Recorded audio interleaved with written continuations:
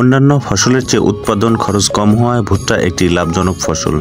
ভুট্টা লাগানো থেকে শুরু করে নিয়মিত সেচ, সার, ঔষধ ব্যবহার এবং সঠিক পরিচর্যার মাধ্যমে উচ্চ ফলন পাওয়া সম্ভব।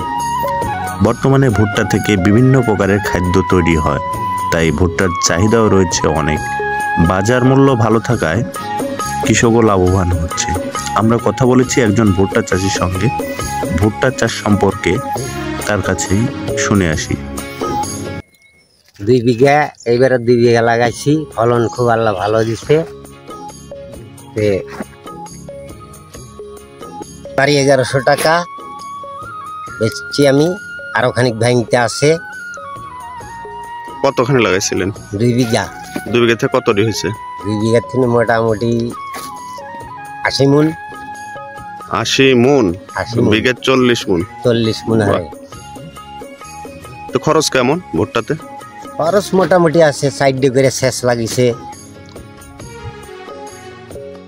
সার ওষুধ লাগিছে, 3-4 বার সার ওষুধ দিছে।